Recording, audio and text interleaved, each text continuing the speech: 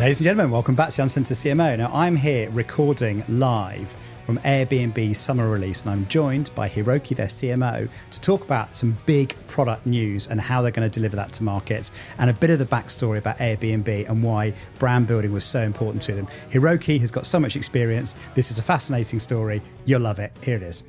Hiroki, welcome to the show. Thank you. Happy to be here. Thanks for inviting me. Oh, it's wonderful to have you. And I've recently discovered we have a passion in common, which might surprise people listening and watching, but we're both skateboarders. Yeah. Yeah, recovering skateboarders, yeah. I'd like to say, yeah. Yeah, I grew up in Cupertino, California, which at the time, the late 80s was when I grew up. Thrasher Magazine and Bones Brigade was kind of the only... I mean, this was, before we had the internet. Well, yeah, it was exciting. It was dangerous. It was different. And so it was a big passion of mine when I was a kid. It was quite a scene, wasn't it? And it's nice that even Tony Hawk is like now an investor in brands like Liquid Death. So, it's like... yeah. Things have changed. Skate parks are everywhere. And yeah, it's quite different now. Am I right to say you've even got a skate park in your house as well? Yeah. It's a ramp, a skate ramp. It's a modest skateboard ramp in our house. But it was when we were remodeling it. It was actually my wife's idea, to be honest. My wife came up with it. She said, why don't you just like reserve a room for a half pipe for you and the kids? And I was like, oh my God, that's why I married you. You're brilliant. That is genius. Yeah. I think that's the ideal brief. Yeah. Yeah. One day. Yeah. But tell me the story about how you ended up arriving at Airbnb, because you joined at quite an interesting time in the kind of the brand's evolution, didn't you? Yeah. I started there at the end of 2019. And we were just hearing about this thing happening over in China. It wasn't like, a little bit scary, but not major news yet. And then, I believe it was March of 2020, right after I joined was when the pandemic hit. And, all hell kind of broke loose. And it was, as Brian said, it was 80% of the business got lost in just a matter of weeks. Wow. It was pretty crazy.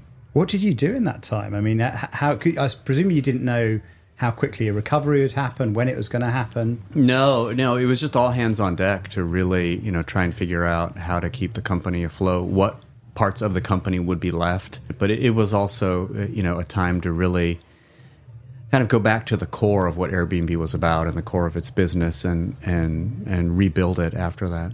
Now, one of the sort of famous, lessons from that time that I know lots of marketers listening will kind of refer to was that you turned off a lot of your performance marketing channels, didn't you? But you kept investing in the brand, even without anything necessary to sell. Yes. How did that work? What's interesting is, with the pandemic, we had to suspend all spend, basically, and marketing of course, gets cut.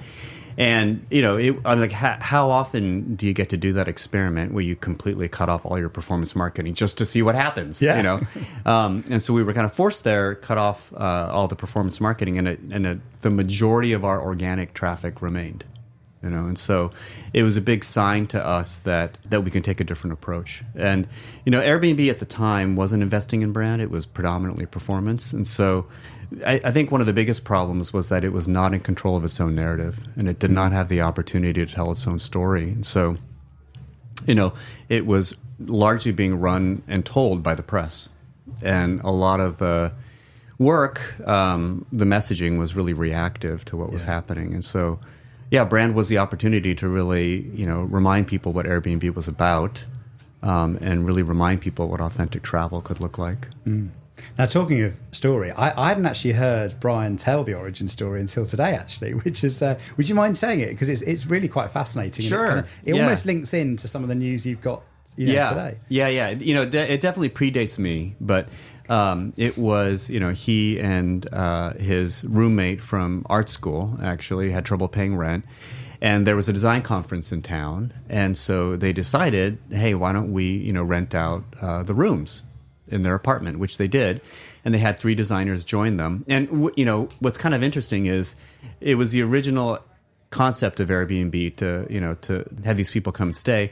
But also they spent a lot of time running around the city, showing them the city, taking them to the Mission to get tacos and doing all this stuff, which is actually kind of about experiences. It's actually the birthplace of experiences. So the original Airbnb was about a place to stay, but also things to do in San Francisco. Yeah. And there's a lovely phrase he used as well, which was, the people came as strangers, but they left as friends. Yes. Which is a lovely kind of insight into humanity, isn't it? Those experiences we have when we meet, we travel, and we discover people that we've got a connection with, and we share those experiences. Yeah, that's what's so amazing about Airbnb is it's not a company where you're creating a product that's a tool. You're actually putting people in other people's homes.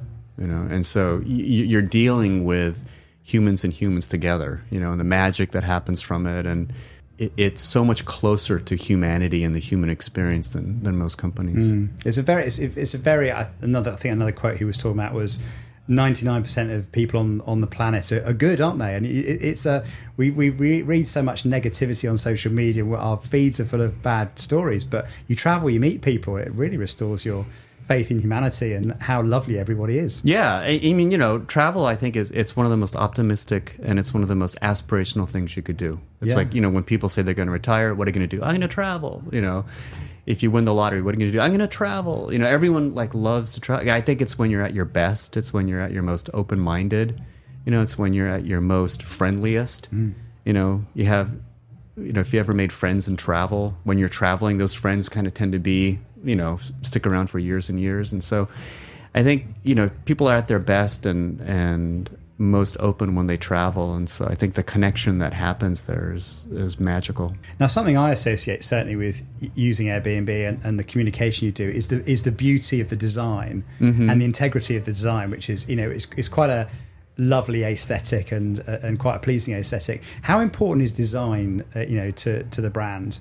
Oh, super important. I mean, it's deep in the DNA because the two of the three founders met in design school and did study design. And so we're really lucky that we have a CEO, founder, leader like Brian, who is definitely a right brain thinker, and so he definitely understands the value of design and creativity. And so that works its way into the DNA of the whole company. But for us, the way I think about it is, design is very much the design of the app, the design of the graphic design and things that we do. But it's also in the way that we think and approach problems. And it's also even goes down to the way that we design the operating model of how we make things and how we bring things to market. And so we're very intentional about our organizational structure, our calendar, and how we operate, and the interaction of the teams to design those things to make what we make. Yeah. Now, do you design everything in-house? That was one of the things I was curious about. Yeah, and I'm super passionate about this, is that I really, really, truly believe that having everything in-house is the best way to do it. And so we have all of our advertising is done in-house. The marketing is, of course, done in-house. All of the design work is done in-house. The product design work is done in-house. Product marketing is all in-house as well. And I think the benefits of it is, and we're also highly, highly collaborative. And so you have the advertising creative team sitting right next to the product design team, sitting right next to the engineering teams. And so ideas can flow horizontally really, really easily. I mean, and a great example of this is when we started with Airbnb Originals in designing these things. What we wanted to do, the mission was to understand the most authentic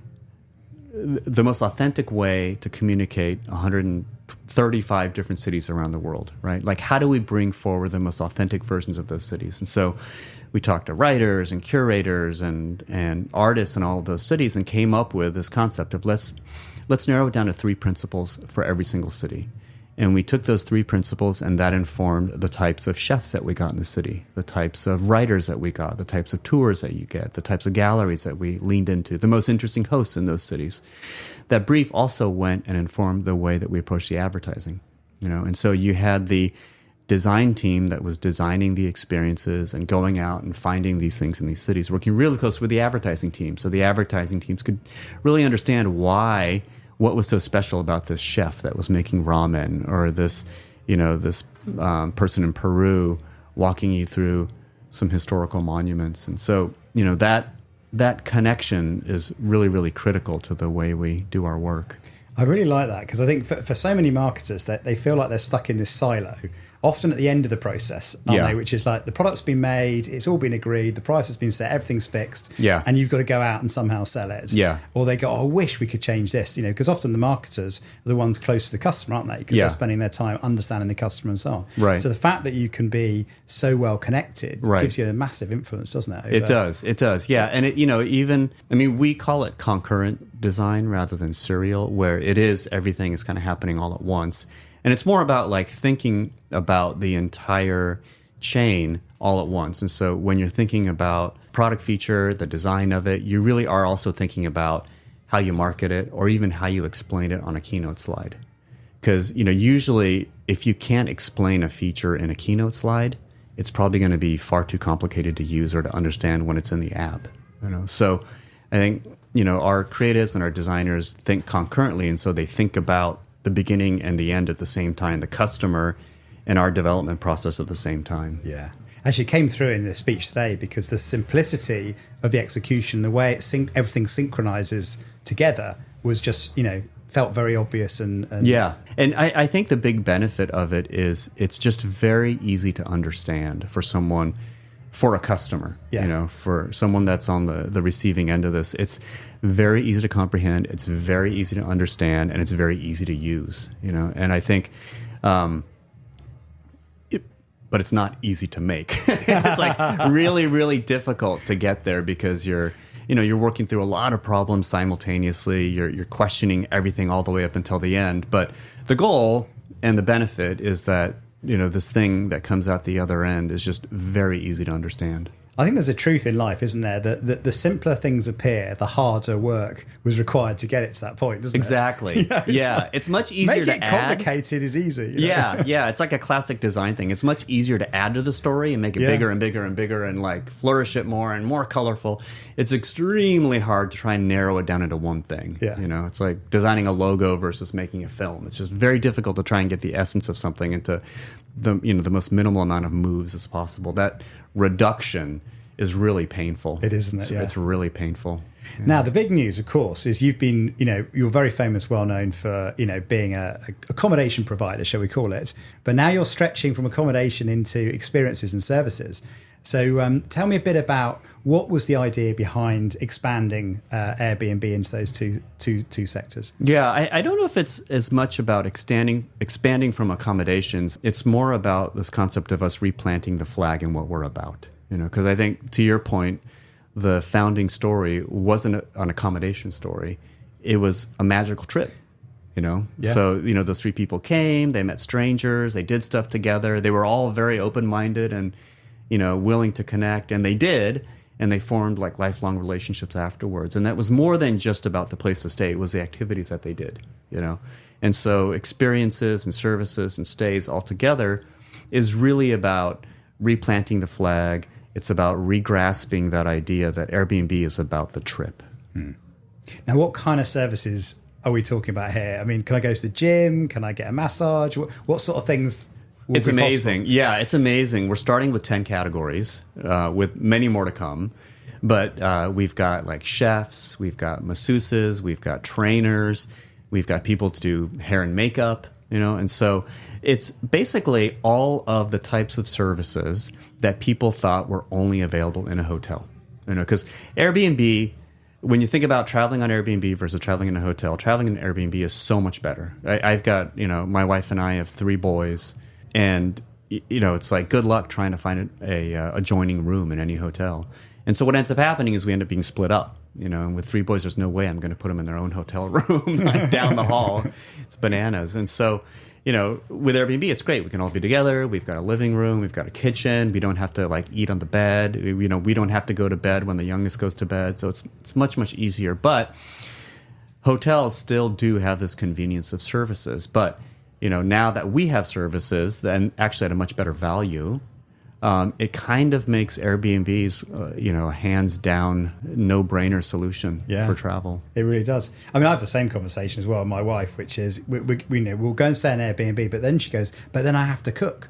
It's our first reaction. Well, if we can overcome that one. Yeah. And it's great, because even if like you like to go out to eat a lot, there's that one night in the middle of the trip where you're like, oh, let's just be at home. Yes. Let's like let the kids eat in pajamas. Let's just chill out on the couch and let's just have some downtime. Yeah. And services are great, and a lot of these services are under $50 a person. And so they're a great value as well. And of course, holidays or vacation are all about making memories, aren't they? And yes. So you have a photographer or have someone come and do a fitness class for Yeah. you. The imagination. And the other thing I suppose that also helps this is planning a holiday is quite a big ordeal, isn't it? Yeah. Because you're going somewhere often you don't know. Yeah. You're Googling all sorts of different local suppliers. You Yes. don't know if they're going to be any good or not. Yes. So you're having to check them out on TripAdvisor. Exactly. There's a whole lot of research that goes in. And And if you don't speak the language, good luck. yeah. Well, yeah, even more so. Yeah. Yeah, So, yeah. so the convenience element of this struck me as quite powerful. Yeah, it's really convenient. One of the things that we designed into the app also is that, there is this journey of travel planning, right? And you first dream about traveling, and then you actually have to plan it, and then you book it, and then you take a break from all of that, and then you travel, right? And there's a satisfaction curve that's like this. It starts really high at dreaming, you're in love, the world seems great, traveling seems awesome, and then you're planning, and it gets, it's a little bit of work, it's kind of hard, and then you're booking, and booking is terrible because you're like everyone hates booking the trip because it's terrible. You spend a lot of money, you make a commitment, so much so that you take a break, and then you're actually traveling again. Now, Airbnb used to occupy that center section, the most painful section, right? And so the app was kind of designed to make it really simple, quick, and frictionless, right, to get you out of the pain. Now, with services and experiences, like you said, a lot of people book those things on the trip, a few days before or a few days during. And so we designed the app to actually change and offer you experiences and services when you're traveling, because we know when you're traveling. We know the date that you're checking in, and we know how long you're staying. And so we can notify you when you arrive in Tokyo and say, hey, welcome to Tokyo. We've got 3 things happening tonight with availability. Come check it out. Yeah. And it's really cool. The level of personalization struck me as well. You had a great example of a trip to Paris, and somebody was able to book a tour of the Notre Dame, but with somebody that actually had a hand in redesigning the roof after the fire. Yes. See, that's a level of kind of tailor making that you just wouldn't get if you just looked at a city tour of Notre Dame on Google. Yeah, and that's really kudos to the curation teams that went into Paris, and they researched the Eiffel Tower, they researched the places that people save up all year to go see, like Notre Dame in Paris. But rather than offering just a plain old commodity tour of those things, they wanted to offer something that's way deeper and unique, and something that even a local would find interesting. And so, Axel, who's the host of the Notre Dame thing, who's part of the restoration, gives an unbelievable tour and explanation of the renovation. It's amazing. Now, of course, we've been talking about the guest experience, but of course, the flip of that is the host experience, isn't it? Because suddenly now you're opening up a new economy of people that can then sort of effectively monetize their own time and their own expertise. Yeah, and it's great because that money stays in the community. It's like we were just speaking earlier, there's just been this rise in all-inclusive resorts where you go, and the idea is you basically keep the guests captive. You get their accommodation dollars, you get their food and drink dollars, and you get their entertainment dollars. But it makes so much more sense, and it's so much more healthier for a community if you can go in and the money stays in the pockets of the homeowners, and stays in the pockets of the service providers that live there, and stays in the pockets of the experience hosts that live there.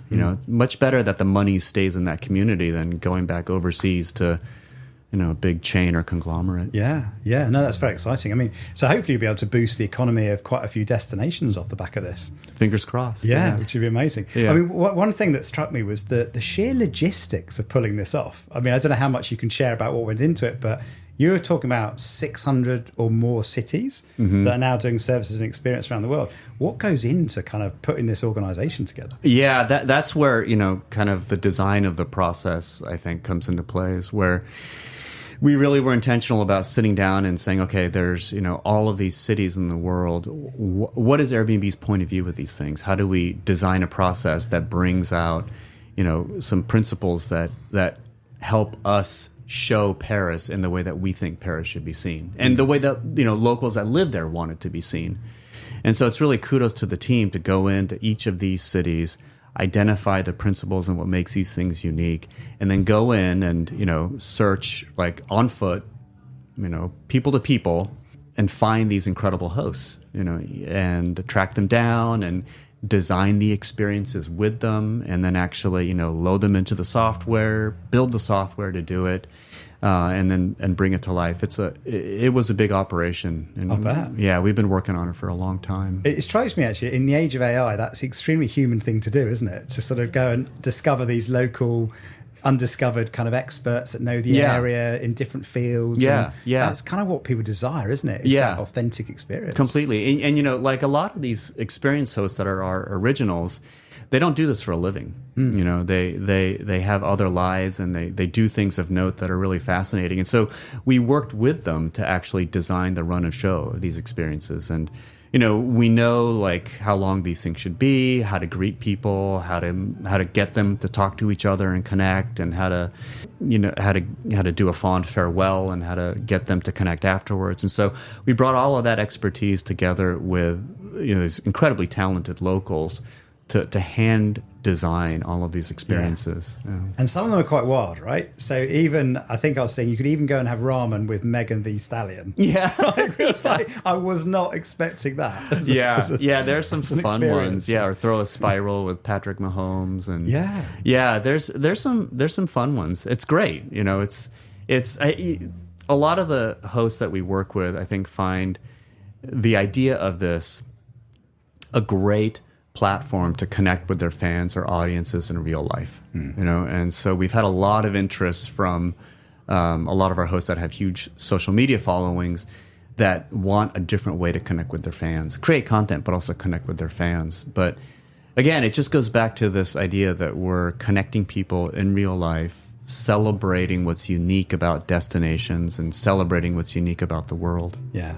Now, this has presumably meant quite a lot of re-engineering of the app itself, doesn't it? Because you're now offering 3, I guess, services, rather than 1. Yeah. What's been involved in rethinking and redesigning the app? Yeah, it's been a huge amount of work. It's been really kind of years in the making. Last year we launched Icons, and that was really creating a lot of the technical foundation to do what we're doing today in Airbnb Originals. And so, it's one example of a million of the amount of engineering and rewriting deep at the platform level that's had to happen in the past couple of years. But, all of this since the pandemic has been about building a platform capable of expanding like this. And so I think what you're seeing today with these 2 new lines of business is the beginning of a lot more cool things to come. That's very amazing. And is this in-house as well, the app, all the app design and how the platform works? Yes, well? We have an unbelievable app design team that's together with an amazing product marketing team that work really closely together. Our product marketing team is interesting. It's in a lot of places you would call this team product management, but our product folks have a really, and this goes back to this idea of concurrent that I talked about. They really understand what we call the outbound, which is the go-to-market side of the business. And so they understand the nuance of communication and marketing to an audience. They understand the nuance of positioning and of general marketing. And they bring that all back into the way that they conceive of the products. And they're working hand in hand with the designers to make that happen. And what's also interesting is they're working hand in hand with the engineers. And, if you were to come at Airbnb, sit in a meeting, you probably wouldn't know the difference between a designer, an engineer, and a product marketer, because they can, they all speak the same language. Call it the 3-legged stool. And are they co-located together as well? Do they work physically in the same place? They do, yeah. I mean, we're mostly remote, but when we are here, we're all together and we're all talking together. But it's the simultaneous way of working, this concurrent way of working. It just requires an extreme amount of collaboration, and it requires a very, very kind of open-minded approach to working and highly collaborative, So, there is a tax of a lot of meetings and a lot of communication, but I think the benefits of it are worth it. And how do you lead the organization in that scenario? Because you need everyone to collaborate, work together. It needs to be low ego because you're trying to get things done across function. How do you sort of set up the conditions for that to the interesting thing is the one thing that they all have in common is time. Right? And so we manage against the time. It sounds really stupid and really simple, but you just manage against a timeline and a roadmap. And it's really easy. You have deadlines. you have milestones. It sounds like a no-brainer, but when you have everyone synced in time across the same deadlines, what happens is the functions that sit next to each other begin to understand what's involved in each other's functions. And so as they make decisions, they understand the knock-on effects to the organizations that sit alongside them. We call it, we're functional, so we're divided by functions. We have this phrase of the primary team. And so there's the team that you manage. If you're the head of design, you have a whole design team that you manage, and you write their performance reports, and you put them on assignments, you manage them. But the real team that you're working with is your primary team, which are your peers. And so that's that horizontal team that you asked about, the engineer, the product marketer, the designer, the creative. That primary team of peers sit shoulder to shoulder, understand deeply their timelines, their constraints, what it takes to get stuff done, how their teams operate. And so they know, the creative person knows that when they see something happening over on the product side and maybe an issue or an opportunity happening with engineering, they know how that's going to affect the positioning of it, the end product, and they can move that much more quickly. And that's how, like today, you saw that massive amount of work across so many different functions land on one day. The only way you get there is if that primary team really deeply understands each other and what's involved. Yeah. I even like the way you call it the primary team, isn't it? Because you realise that's what it takes to make the thing actually happen. Yeah. Rather than going vertically, where it's like, well, we're going to make our bit work. Yeah. And then don't care about your bit. But actually, if you're all lined up like that, then you kind of win together, don't you? Exactly. Yeah. We have this phrase called a no-look pass, where it's like my favorite move in basketball. It's where you see a guy like not even look, and he throws the ball, and the other guy's like right there waiting, right? Yeah. And so that's what we aspire to when we operate, is that we're so familiar with how this all happens against time, against a timeline with the same milestones, that you see something happening and the other team member could kind of be there and catch the ball, and so we very rarely have those instances where it's like a baseball that's dropped between center and left, and everyone's kind of standing there looking, watching it drop. Everyone knows what role they play, and everyone knows how to move and adjust based on what's happening. Yeah. And the danger of the vertical approach is that everyone then blames everyone else, don't they? If something goes wrong, it's like, well, they didn't do it, or that lot over there didn't do it. Yeah. So whereas actually that being aligned that way. Yeah, the primary team. Yeah, primary team. And they have a great relationship, and they work together constantly. They debate constantly. We argue constantly. We have a lot of conflict, but there's great collaboration. And so, but it takes a certain kind of person to work that way. Yeah, it takes a very, very open-minded, very, very collaborative, very, very low ego type of person. Now, you've built something quite exciting, extending its services and experiences. How are you going to communicate that out? What's the plan to launch from here? Yeah, well, glad you asked. So we have an amazing brand spot called the Grand Adventure, and what it does is it really talks about how travel used to be this kind of amazing, fanciful adventure where there was a lot of serendipity and magic, and it's now kind of transformed into this checklist, of Instagram selfies to take and POIs to go to, but there's still a lot of magic out there. There really is, and if you can just dig a little bit deeper, our experiences can bring that forward, and bring the magic back to travel. So we got a great brand spot that we're excited about. We also, what's interesting about experiences is that, like I said, it's innately social, because a lot of our hosts, the product itself has a huge organic ecosystem around it. And so we're doing a lot to get that ecosystem flourishing. We're also finding that one of the predominant ways now that younger people are searching for travel is through social. Like everything, social search is really taking over. And so one of the most popular prompts is things to do in blank. So we have a whole campaign based around, again, the principles of what we think makes a city authentic across hundreds and hundreds of cities, where we're surfacing for people experiences that are happening to the place that they're researching, or to the place that they bought tickets for, or the place that they're going. And, we can even get down to surfacing cool experiences with availability based around what you're interested in. Yeah. And so, look out for that stuff coming. Very exciting. And you're collaborating with a lot of celebrities, influencers, people in and around the industry as well. Yes. To get that story out there. Exactly. We have a tremendous amount of influencers that we're working with that are also, some of them are actually hosts themselves, that we're also sending on experiences. And so, we're trying to get this as far and wide as possible. Amazing. So if you wanted to be a host, how would you go about doing it? How easy is the host experience to get onto the platform? It's super easy. Again, that's another part of the app that we completely retooled, is the host side of the app. Most people don't ever see it, but it's actually the tools that a potential host would use to get themselves onto the platform. And it is as brain dead easy and beautiful as the guest side of the app. And so it's very, very simple to, load in what your experience would be, what your run of show is, photographs, history about you, some credentials, and then to submit. It's really, really simple.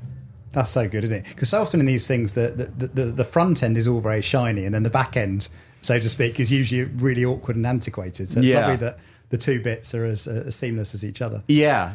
And, we have amazing calendaring tools, and we have amazing pricing tools. And it's the kind of stuff that actually our, UI and UX designers kind of geek out about, because it's very task driven. Yeah.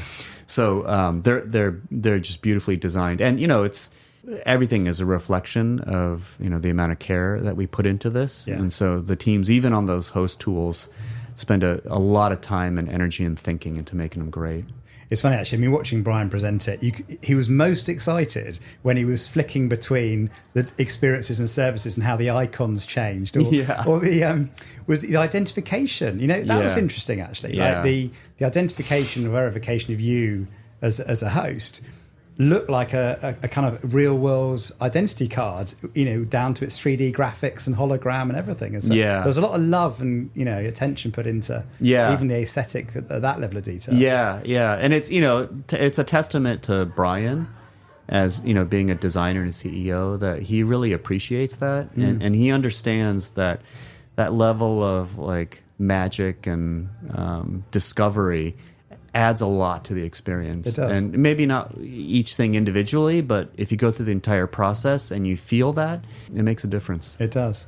Well, maybe to round off then, because you're right, you're leading marketing for a hugely successful organization doing very exciting things. Anyone listening that kind of aspires to do the kind of role you do in the future, what sort of lessons would you offer? What advice would you give? I think, I was lucky enough to have a start on the creative side. I started my career as a designer. And so I think it always helps when you're thinking about marketing and everything from, product and the positioning to the marketing itself and the creative and the advertising, to really try and put yourself in the head of the customer who's at the other end of all this stuff. You are not the most important person in that person's life. You are, that person is busy. That person has family and love and time and pressure totally outside of your world. And so you're very lucky to get their time. And so you just have to remember that, they don't see things sequentially. They don't imagine what you want them to imagine. And they're probably half paying attention. And so it's really, really critical to remember that and just make everything really, really simple, and really respect the customer's time, respect their life, respect that they're busy, and be grateful that they're paying attention to you, and take them on a journey, but just keep it really simple and easy for them. And I think that the ones that do really well that I've worked with us, or that I see out there, is that they have the ability to just keep it really, really simple, and I keep saying that like it's easy to do, but it's the most difficult thing. Hardest thing ever to do. It's the hardest thing in the world to do, because it's your baby. You think it's important. You've lived with it for a year and a half, and you want to tell the entire story. But for someone on the other end of it, they've got half a second, and you just need to tell them the one thing that is important to them, that relates to them. I love that advice so much, because as marketers, we just want to tell everyone everything and have 15 lists of reasons to believe in whatever it is we're selling, sort of thing. And, but really focusing on the thing that matters. Years ago, actually, I ran a van sales team, interestingly enough. And I got everyone to spend half a day from the head office to go out on the vans, meeting our customers in delis and cafes and places like that. And they'd always moan. They'd always go, "Oh, we haven't got time for this." They'd come back buzzing, going, "Oh, I didn't realise our trays didn't fit in the shelf," or or no one likes this particular flavour, or the point of sale didn't fit. And, it sounds small, but we'd come back with like 20 or 30 improvements that we'd never ever have got to if we hadn't spent time with the customer. And I think it's when you do that and you pay attention to that, and the customer feels like, oh, there's that like lack of friction here, or that little thing was nice. I think they develop a sense of respect that you're thinking about them. Yeah. And I think there's a connection there that happens. And either they like you, they listen a little harder, they believe in you, they trust you. But all those little things really, really make a difference. And I also found it made me much more credible in the organisation, because when we're in the management meetings, rather than debating theoretically what we should do, I said, well, yesterday I was on the vans, I was with our customers, and they clearly told me this. Yeah. And it's almost impossible to argue against that. Yeah, as well. Exactly. It gives you that legitimacy, doesn't it? Yeah. It's super important. Yeah. You got to just remember that, like, people are busy, and you're lucky to get a piece of their attention. And so you just have to be really respectful and clear. What would be your number one tip for marketers? In this day and age, with the dramatic changes that are happening in media constantly, and just how fragmented the landscape is, I think a lot of people have just forgotten. I think we've gotten a little bit over-obsessed with the technical side of marketing, and people have forgotten the more human, empathetic side of it, and really appealing to emotions and understanding the customer and the creativity of it and the importance of that. I guess that would be my biggest piece. Absolutely, couldn't agree more. Hiroki, thank you so much. It's been wonderful to talk to you. Congratulations on thank you. On the summer launch. It's very exciting. Yeah. Looking forward to booking myself in for a few experiences. Book some services too. Yeah, and some services. It's going to be good. As it happens, actually, me and the family are coming to LA over the summer. So this is really good timing. So maybe you should sign up. I've written a very long list of things we're going to be doing. So Megan the Stallion. Megan the Stallion. I need to get top of that queue. Get in quick before she sells out. Yeah. Well, thanks very much for having me. I appreciate it. Absolute pleasure. Thank you. Thank you very much for listening or watching Uncensored CMO. I hope you enjoyed that. If you did, please do hit the subscribe button wherever you get your podcast. If you're watching, hit subscribe there as well. I'd also love to get a review. Reviews make a big difference on other people discovering the show. So please do leave a review wherever you get your podcast. If you want to contact me, you can do. I'm over on X @UncensoredCMO, or on LinkedIn, where I'm under my own name, John Evans. Thanks for listening and watching. I'll see you next time.